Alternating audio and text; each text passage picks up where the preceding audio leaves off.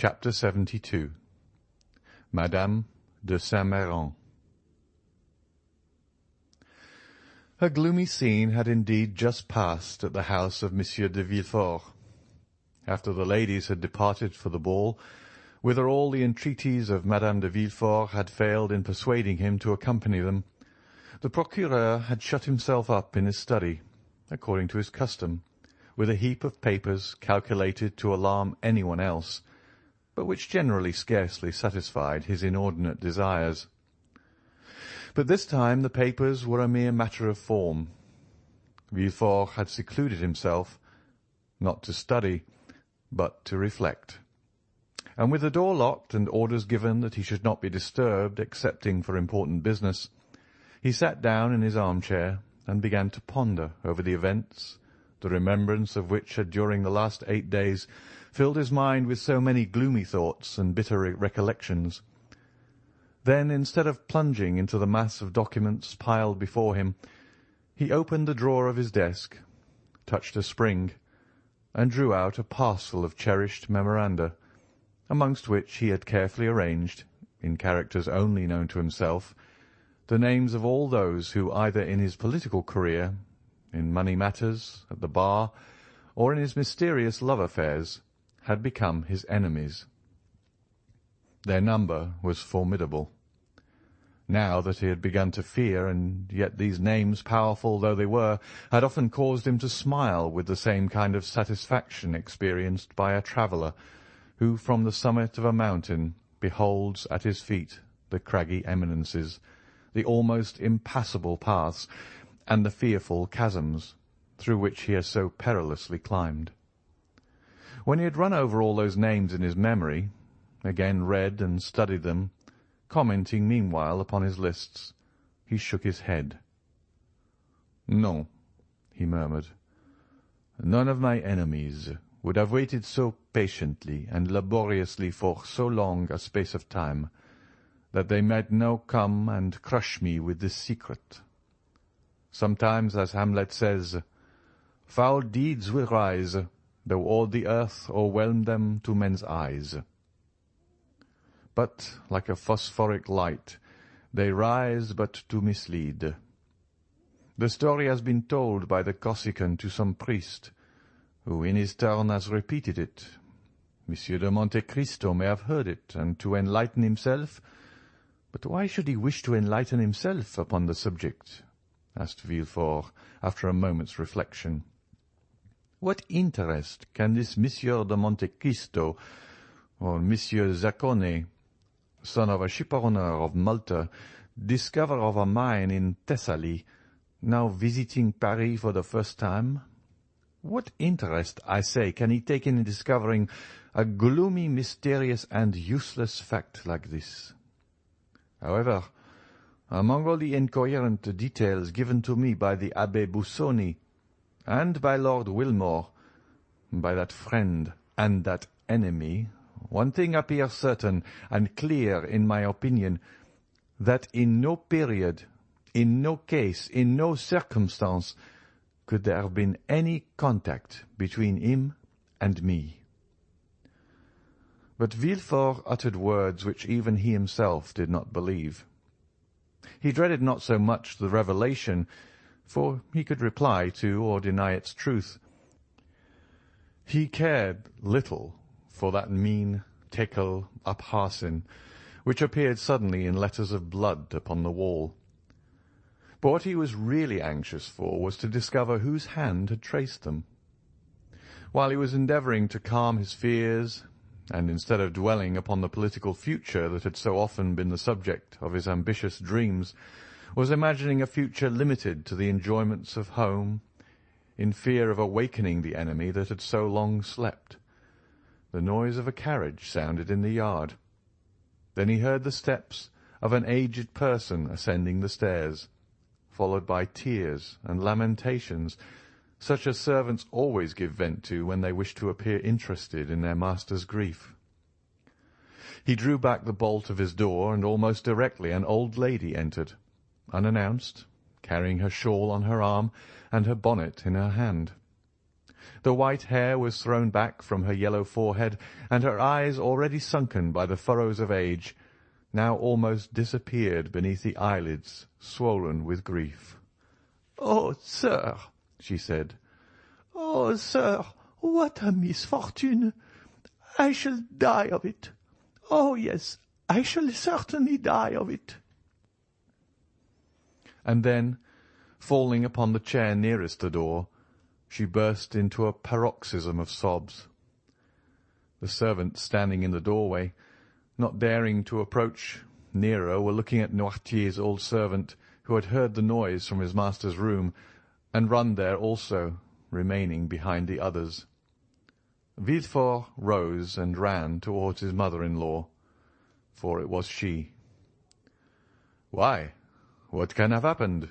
he exclaimed. "What has thus disturbed you? Is Monsieur de Saint-Méran with you?" "Monsieur de Saint-Méran is dead," answered the old Marchioness, without preface and without expression. She appeared to be stupefied. Villefort drew back, and clasping his hands together, exclaimed, "Dead? So suddenly?" "A week ago," continued Madame de Saint-Méran.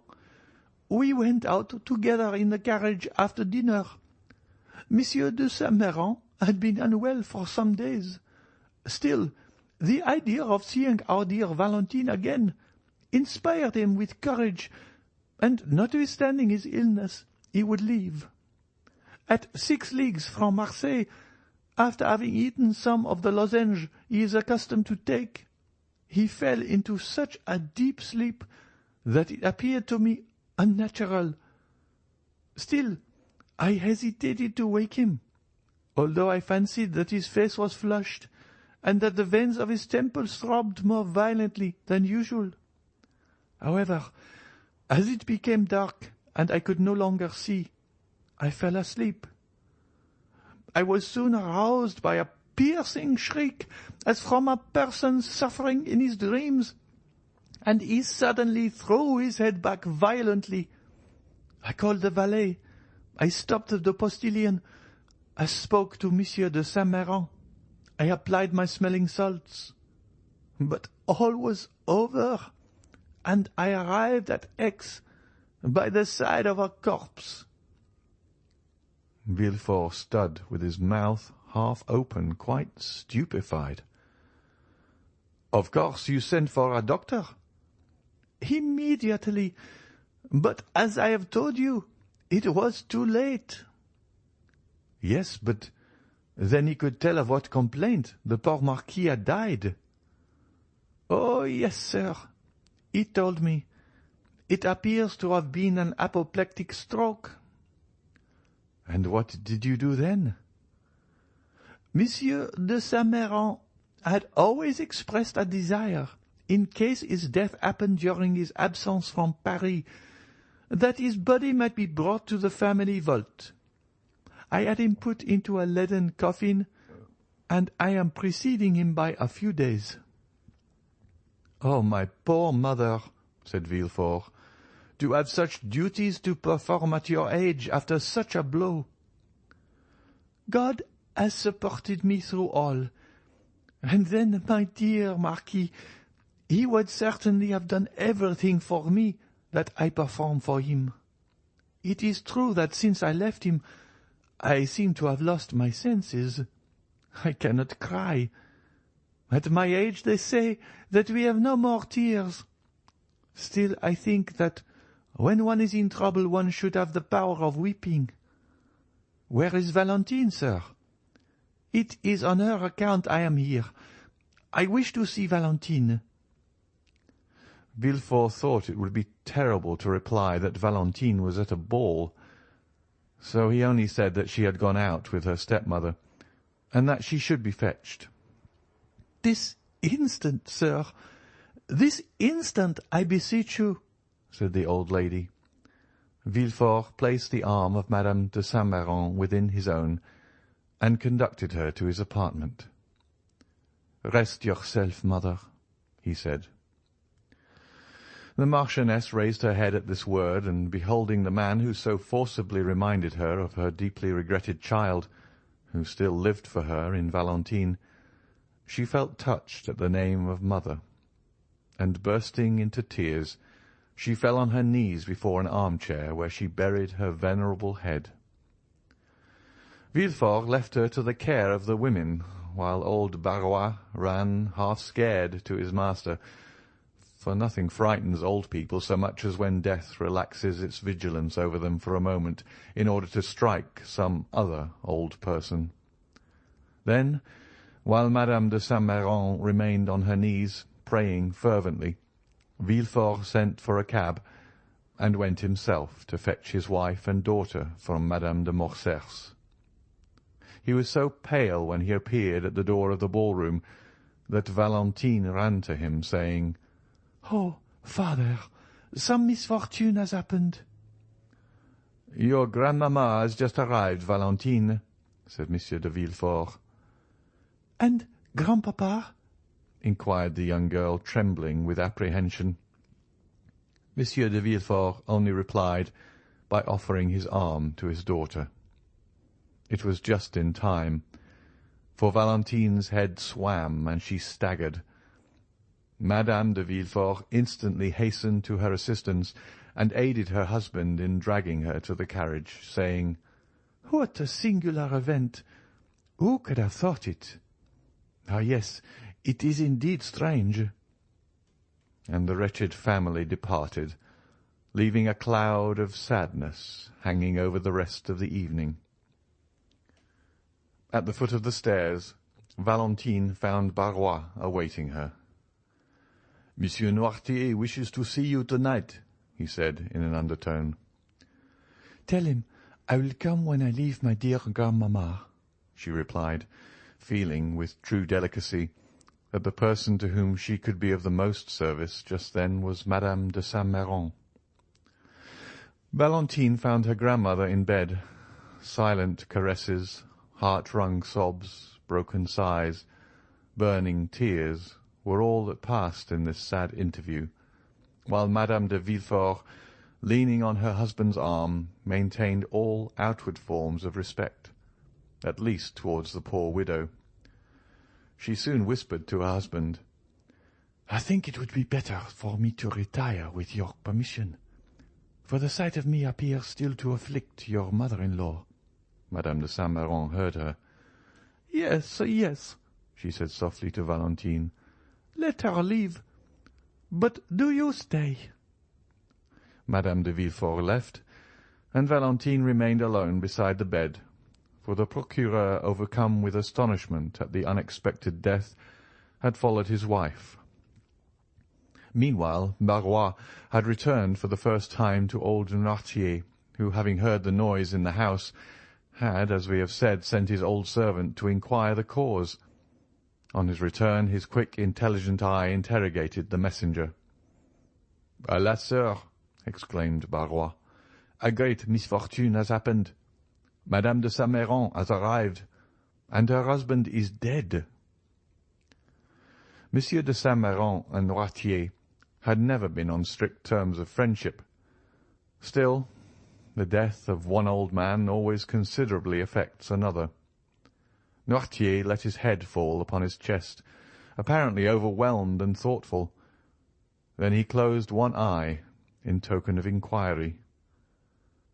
"Mademoiselle Valentine?" Noirtier nodded his head. "She is at the ball, as you know, since she came to say good-bye to you in full dress." Noirtier again closed his left eye. "Do you wish to see her?" Noirtier again made an affirmative sign. "Well, they have gone to fetch her, no doubt, from Madame de Morcerf's. I will await her return, and beg her to come up here. Is that what you wish for?" "Yes," replied the invalid.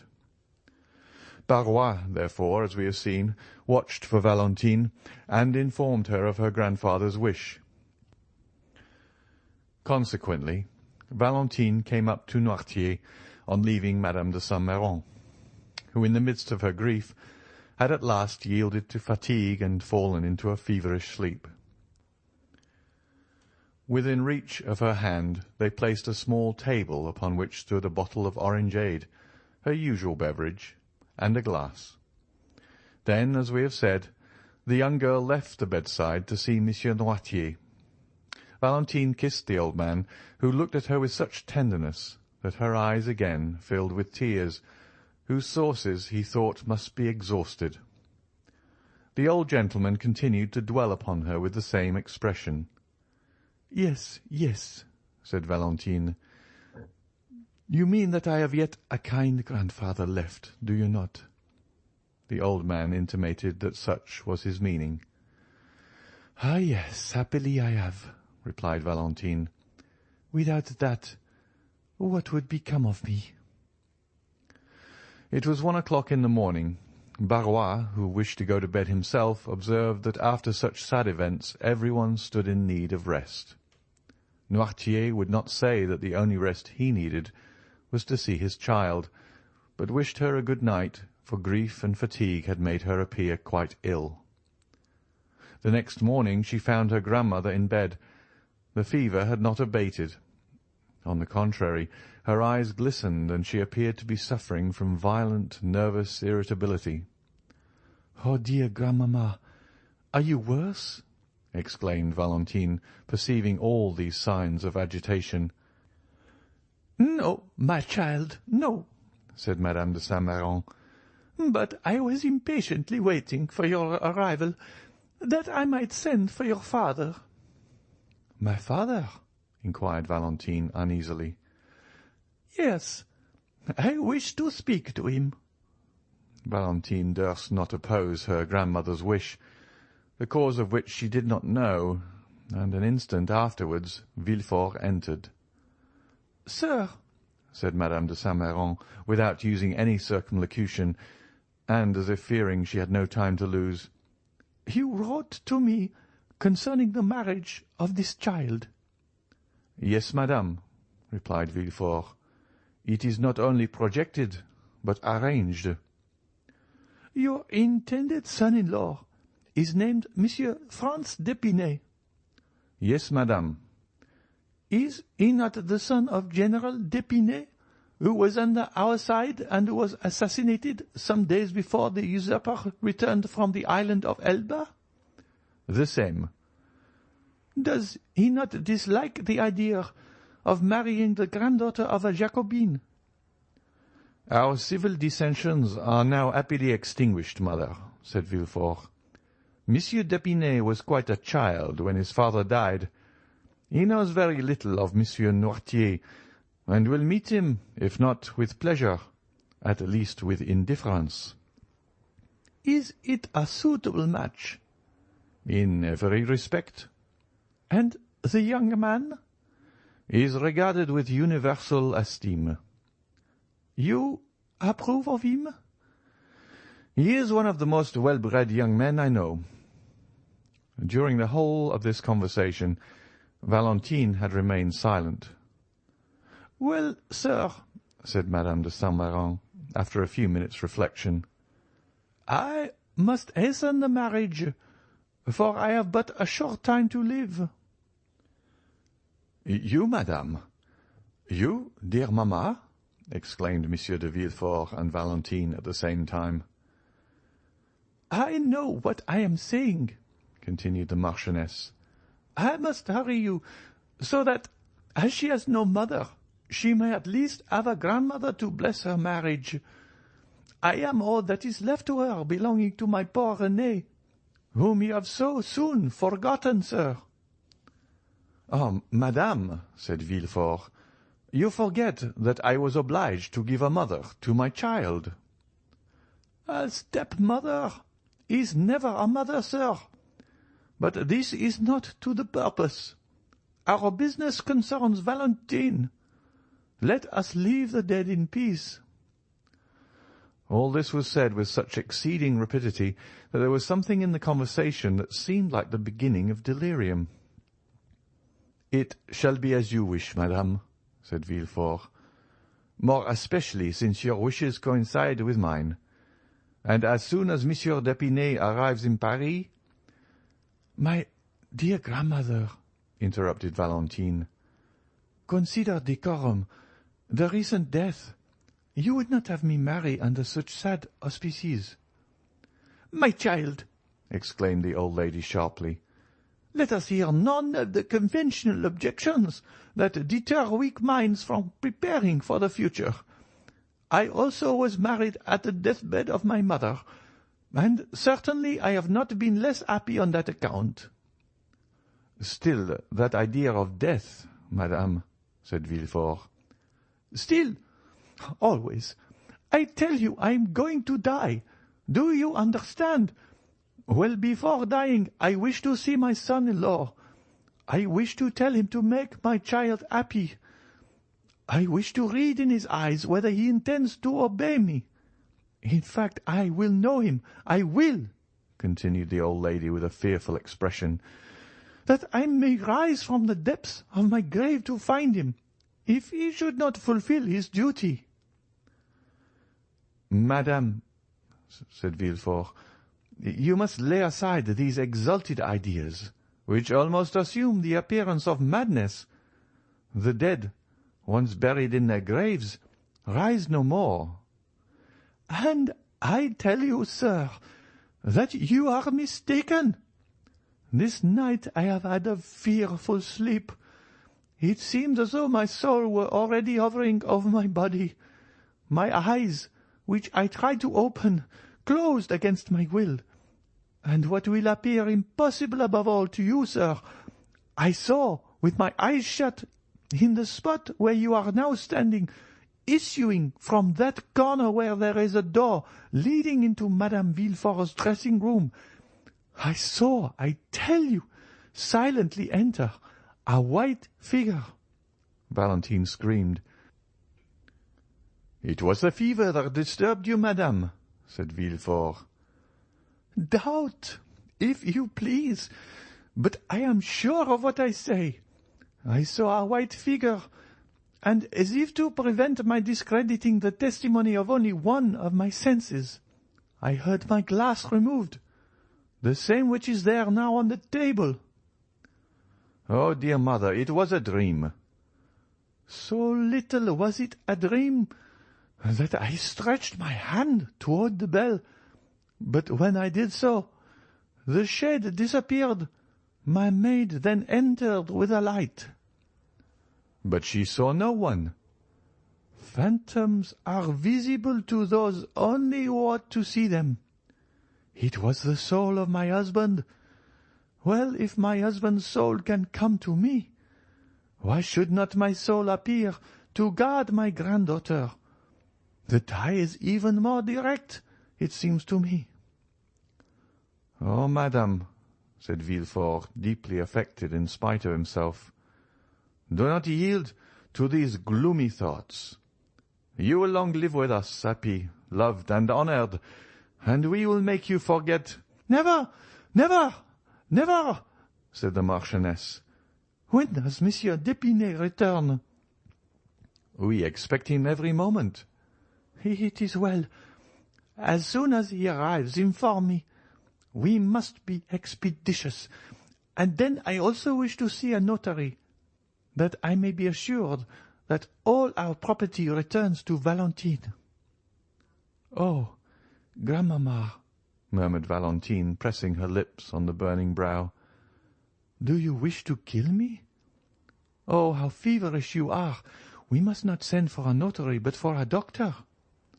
"A doctor?" said she, shrugging her shoulders. "I am not ill. I am thirsty, that is all." "What are you drinking, dear grandmamma?" "The same as usual, my dear. My glass is there on the table. Give it to me, Valentine." Valentine poured the orangeade into a glass and gave it to her grandmother with a certain degree of dread, for it was the same glass she fancied that had been touched by the spectre. The Marchioness drained the glass at a single draught, and then turned on her pillow, repeating, "The notary! The notary!" Monsieur de Villefort left the room, and Valentine seated herself at the bedside of her grandmother. The poor child appeared herself to require the doctor she had recommended to her aged relative. A bright spot burned in either cheek. Her respiration was short and difficult, and her pulse beat with feverish excitement. She was thinking of the despair of Maximilian when he should be informed that Madame de Saint-Méran, instead of being an ally, was unconsciously acting as his enemy. More than once she thought of revealing all to her grandmother, and she would not have hesitated a moment if Maximilien Morel had been named Albert de Morcerf or Raoul de Château-Renaud.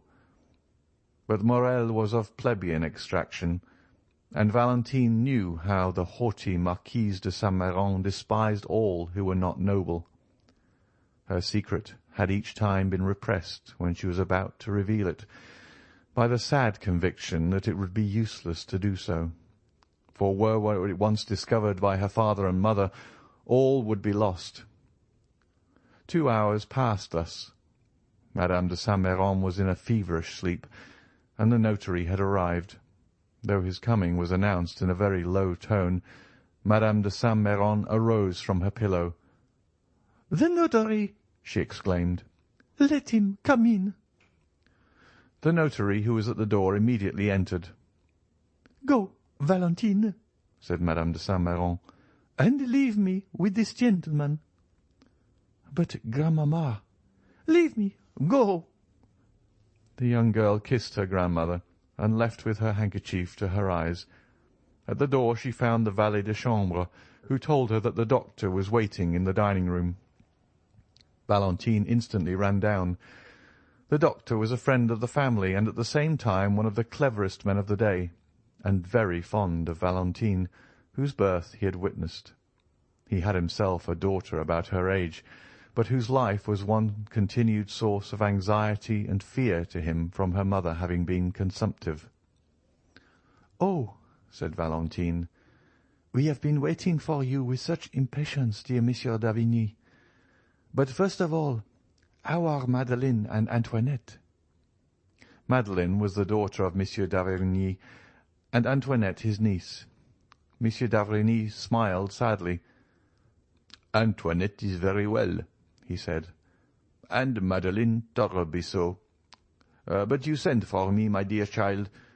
It is not your father or Madame de Villefort who is ill. As for you, although we doctors cannot divest our patients of nerves, I fancy you have no further need of me than to recommend you not to allow your imagination to take too wide a field." Valentine coloured. Monsieur d'Avrigny carried the science of divination almost to a miraculous extent, for he was one of the physicians who always work upon the body through the mind. "No," she replied, "it is for my dear grandmother."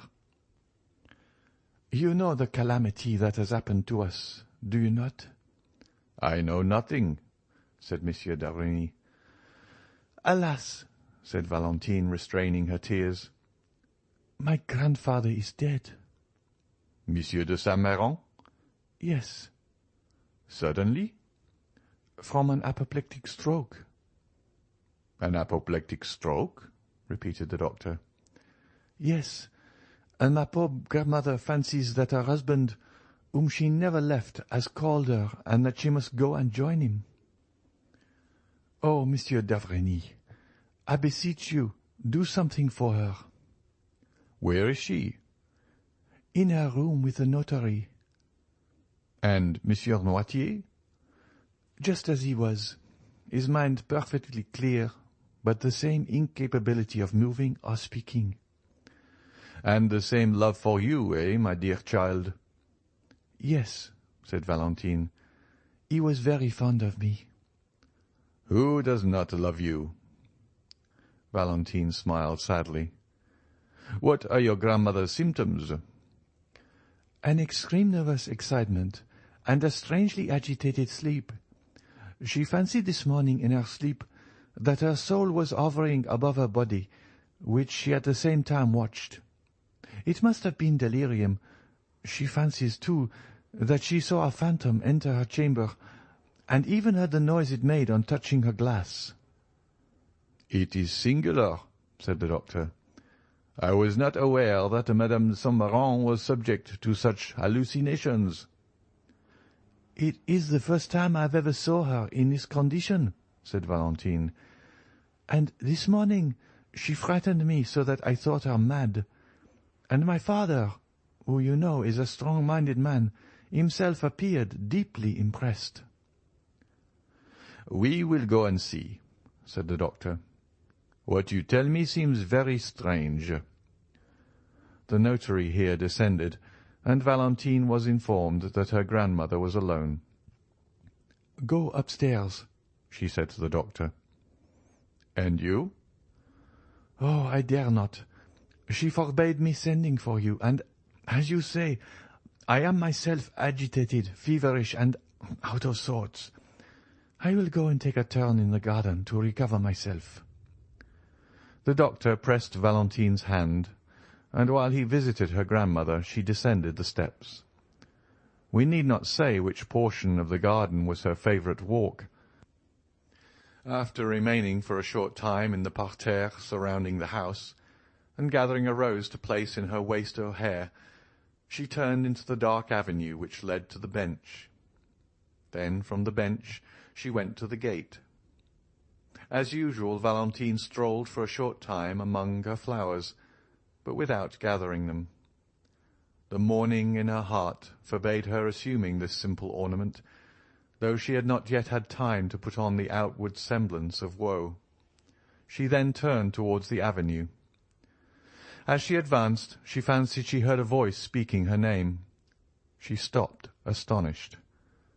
Then the voice reached her ear more distinctly, and she recognized it to be that of Maximilian. End of chapter 72.